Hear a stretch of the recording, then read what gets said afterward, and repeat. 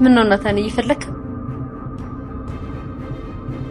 በስተመጨረሻ አቢጌል ደብዳቤውን አግኝቷለች ማለት ነው። አሁን ላይ እንግዲህ እንደሚታወቀው አቢጌል ያንን ደብዳቤ ከዳጣ ጋር ሆነው ናታን ለማየት ሲሞክሩና ለማየት ያንን ደብዳቤ እንግዲህ ለዳጣ ሊያሳየ ሲል አቢጌል ተደብቃ እንደነበር ይታወቃል፣ እያየቻቸው ማለት ነው። ስለዚህ አሁን ላይ ናታን በወጣበት ሰዓት እንግዲህ እሱ ክፍል በመሄድ እንግዲህ ያልፈለገችው ቦታ የለም። እኔ እንደውም በቃ አታገኘውም ናታንም ቢሆን ደብቆት ሄዷል ወይም ደግሞ ይዞት ሄዷል እሷ የማታውቅበት ቦታ ብዬ ነበር ያሰብኩት። ነገር ግን አሁን ላይ አቢጌል እንግዲህ አንድ ነገር ከጀመረች እስከምታገኝ ድረስ ወደ ኋላ እንደማትል ይታወቃል። ለዛም ነው አሁን ላይ ናታን ክፍል ሄዳ ያንን ነገር እንግዲህ ለማግኘት ብዙ ነገሮችን አፈላልሳ የነበረችው ማለት ነው። ነገር ግን ዞሮ ዞሮ አሁን ላይ ያንን መረጃ እንግዲህ አግኝተዋለች። ስለዚህ ከማየቷ በፊት ናታን ይደርስባትና እንዳታየው ያደርጋል ወይስ አይደርስባትም? እውነት አቢጌል ያንን መረጃ ካየችውና ካነበበችው እኮ ለወይዘሮ ማርታ ተናግራ ሁሉም ነገር ያበቃል ማለት ነው። የአቶ ደረጀ የደበቀው ማንነት ምን እንደሆነ በዛው ላይ ይደረስበታል። ስለዚህ ናታን እንደምንም ብሎ አሁን ላይ አቢጌል ላይ ደርሶ ማስጣል አለበት ወይም ደግሞ ሳታነበው መቀበል አለበት ብዬ ነው ማስበው። እስኪ እናንተስ በዚህ ጉዳይ የተሰማችሁን ሐሳብ አስተያየታችሁን ኮሜንት ላይ ማስቀመጣችሁን እንዳረሱ። እንግዲህ ዳጣ ክፍል 72 ቶሎ እንዲለቀቅ ሁላችሁም ኮሜንት ላይ ክፍል 72 ቶሎ ይለቀቅልን በማለት ይህንን ቪዲዮ ላይክ በማድረግ ይጀምሩ። እንታወቀው አቢጌል የናታንንና የዳጣን ግንኙነት አንድ በአንድ አንድ ላይ ሲሆኑ እየተከታተለች ነው የምትገኘው ማለት ነው። ለዛም ነበር ናታን ሰላም የሰጠችውን ያንን ደብዳቤና ወረቀት ለዳጣ ሊሰጣት ያሰበው። እንግዲህ በዛ ሰዓት አሁን ላይ ናታን ለዳጣ ከፍቶ ቢሰጣት ኖሮ አቢጌል ደርሳ ይሄ ነገር ምንድነው ወረቀቱ አስነበበኝ ብላ ግርግር ትፈጥር ነበር። ነገር ግን ዳጣ ነች ወዲያው የሆነ ሰው እንደመጣና ኮቴ እንደሰማች እንግዲህ ወዲያው ያ ነገር እንዳይከፈት ያስጠነቀቀችው ናታንን ማለት ነው። ምክንያቱም ከባድ ነገር ነው። ይሄንን ነገር በችልተኝነት ማለፍ የሌለበት ነገር ነው። ምክንያቱም አሁን ላይ አቢጌል የምትፈልገው አንድ ነገር ብቻ ነው። እሱም ደግሞ ምንድነው ናታን የያዘውን ሚስጥር ወይም ደግሞ ሰላም ለናታን የሰጠችውን ያንን ደብዳቤ ነው እስከዛሬም ድረስ ማወቅ የምትፈልገው። ምክንያቱም ከድሮም ጀምሮ ዳጣና ሰላም እናትና ልጅ ናቸው ብላ ስለምታስብ አሁን ላይ ደግሞ ጭራሽ ናታን ለዳጣ ያንን ነገር ሊያስነብባት ወይም ደግሞ ሊሰጣት ካሰበ የሰላምና ዳጣ የሆነ ግንኙነት ወይም ደግሞ ሚስጥር ሁለቱ አላቸው ብላ ነው የምታስበው። ስለዚህ ያንን ነገር ደግሞ በራሷ መንገድ እስከምትያዝ ወይም ደግሞ እስከምታገኘው ድረስ ቀስ ብላ ተደብቃ እንግዲህ ናታንን ተከታትላ የት እንዳስቀመጠ ነበር ያየችው። እንግዲህ በዛ ሰዓት ሄዳ ወይም ደግሞ ናታን እንግዲህ በጠዋት በወጣላት ሰዓት ገብታ ብታየውም እንግዲህ አጥተዋለች።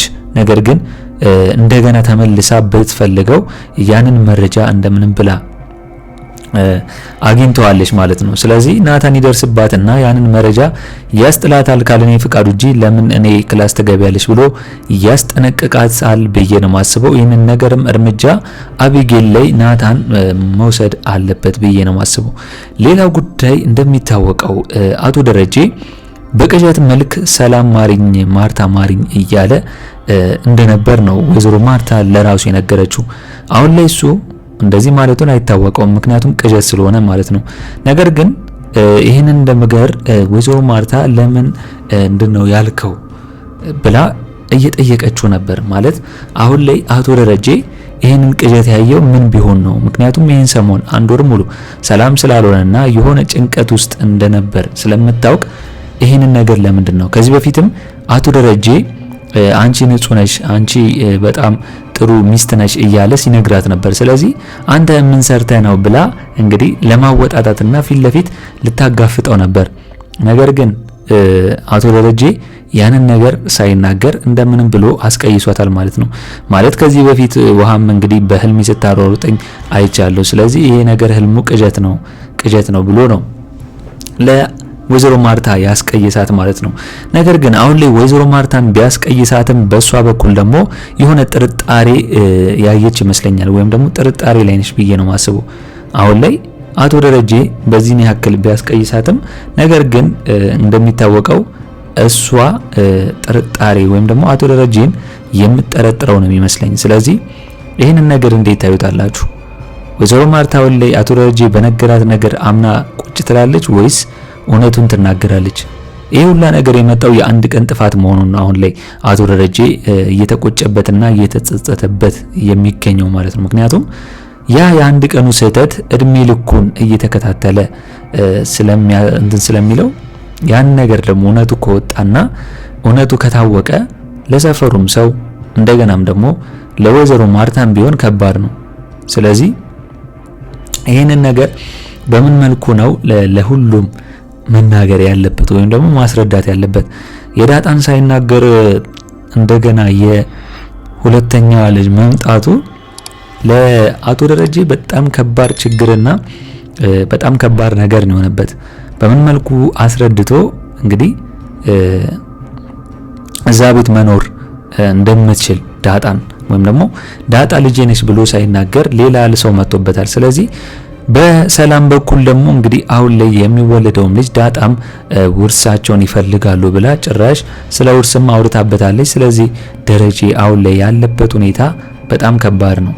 ናታን የሚያውቀው እንግዲህ ዳጣ ልጁ መሆኑን ነው እንጂ አሁን ላይ ሰላም ያረገዘችው ልጅ እንደገና ሁለተኛ ልጅ እንዳለው አላወቀም። ለዛም ነው ይህንን ነገር ሰው ያጠፋል፣ ስለዚህ ሁሉም ሰው ንጹህ አይደለም፣ ይህንን ነገር መናገር ይሻላል ብሎ ናታንም አቶ ደረጀን ሲያማክረው የነበረው። ነገር ግን አሁን ላይ የመጣው ልጅ ወይም ደግሞ ሰላም ያረገዘችው ልጅ ሌላ ሰው ብሎ ስለሚያስብ ናታን አቶ ደረጀ ይህንን ሚስጥር ደግሞ ከሱ ውጪ ሌላ ሰው ስለማያውቅ በጣም ከባድ ሁኔታ ውስጥ ነው የሚሆነው። እንዴት ብሎ ነው ይሄንን ነገር ችግሩን ሊያልፍ የሚችለው? እስቲ እናንተስ በዚህ ጉዳይ የተሰማችሁን ሁላችሁም ሀሳብ አስተያየታችሁን ኮሜንት ላይ ማስቀመጣችሁን እንዳረሱ። ሌላው ጉዳይ አቢጌል ወይዘሮ ማርታን እያወጣጣቻት ነበር። ማለት አሁን ላይ አቶ ደረጀ ለወይዘሮ ማርታ የነገራት ሚስጥርና ትክክል እንዳልሆነ አሁን ላይ በጣም ጭንቀት ውስጥ እንደሆነ ነው እየነገረቻት።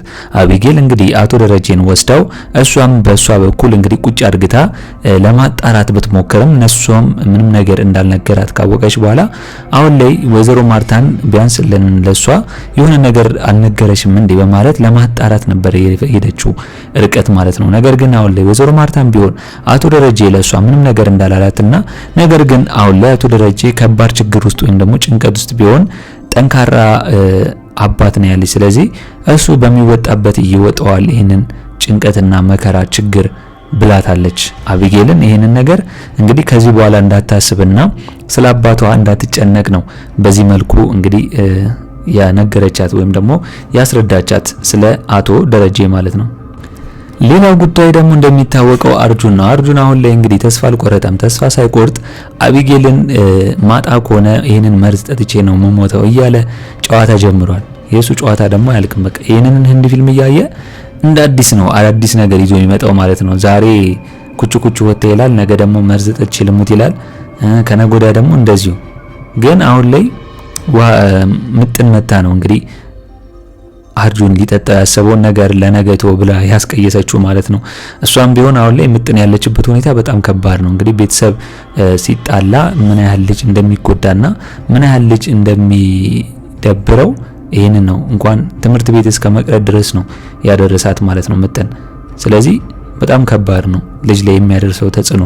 ለዛም ነው አቶ ደረጀ ከወይዘሮ ማርታ ጋር ቢጣሉ ምን ያህል እነ ውሃና እና አቢጌል ችግር ውስጥ እንደሚገቡ ወይም ደግሞ በጣም እንደሚደብራቸው ነው እየተናገረች ያለችው። ስለዚህ ዛሬ ላይ ምጥን ላይ ከደረሰ ነገ ውሃ ላይ መድረስ የማይቀር ነው በዚህ አካሄዱ አቶ ደረጀ የሚናገር ከሆነ።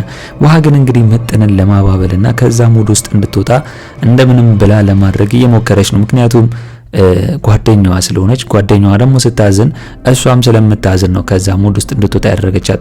ነገር ግን በአርጁን ጉዳይ ላይ ይሄ የሚያለቃቅሰው ወዲያው አቢጌል መታ ነው በጥፊ ብለው እንግዲህ ያስጠፋችበት ማለት ነው። ጭራሽ መርዙ ሊጠጣው ያሰበውን ተው ጭራሽ በንዴት ማለት ነው። ስለዚህ አሁን ላይ አርጁን አቢጌል እያለ ማለቃቀስ የለበትም። በቃ እስከ መቼ ነው ዝም ብሎ እዛ ቤት እየመጣ የሚጠብቃት? ስራ የለውም እንዴ? ምንድነው አቢጌልም ብትሆን ምንድነው ቁርጡን ነግራ ከዛ ቤት እንዲሄድ ማታደርገው? እየደወለች አውቃ ለራሷ ጥቅም ሲሆን ተስፋ ትሰጠውና አሁን ደግሞ እንደዚህ ሲሆንላት ደግሞ እንደዚህ ታደርጓለች። ስለዚህ አርጁን ጅል መሆን የለበትም፣ ሊረዳት ይገባል። ከዛ አካባቢ መጥፋት አለበት ብዬ ነው የማስበው። ነገር ግን አሁን ላይ የሚያሳስበን ጉዳይ ምንድነው? በስተመጨረሻ አቢጌል የተደበቀውን ሚስጥር ወይም ደግሞ ደብዳቤ አግኝተዋለች። ያንን ደብዳቤ እንግዲህ በስንት ፍለጋና በስንት መከራን ያገኘችው። ስለዚህ ያንን ደብዳቤ እንግዲህ ናታን ቢመጣም እንኳን ደብቃ እዛ ክፍል እንግዲህ ታመልጣለች ብዬ ነው ማስበው። ወይም ደግሞ ወስዳ ለወይዘሮ ማርታ ትሰጣታለች ብዬ ነው ማስበው። ካልሆነ ግን ናታን ደርሶባት የሚያስለቀቃት ከሆነ ሁሉም ነገር ሴቭ ነው የሚሆነው። ስለዚህ አቢጌል አሁን ላይ ያንን ደብዳቤ አንብበዋለች ወይስ አላነበበችውም? ይሄንን እስቲ እናንተስ ሐሳብ አስተያየታችሁን ኮሜንት ላይ አስቀምጡልኝ። በእኔ በኩል እንግዲህ የዛሬው አስተያየቴ እንመስል ነበር። ዳጣ ክፍል 72 ቶሎ እንደተለቀቀ እኛም በኮሚኒቲ ፖስታችን ስር ወዲያው ለእናንተ የምናስቀምጥላችሁ ይሆናል ማለት ነው። ለቻናል አዲስ ከሆናችሁና ሰብስክራይብ እስካሁን ያላደረጋችሁ ካላችሁ ሰብስክራይብ በማድረግና የደወል ምልክቱን በመጫን ቤተሰብ እንድትሆኑን በአክብሮት እንጋብዛለን። በቀጣይ ክፍል እስከምንገናኝ ድረስ መልካም ቆይታ ይሁንላችሁ። ቻው ቻው።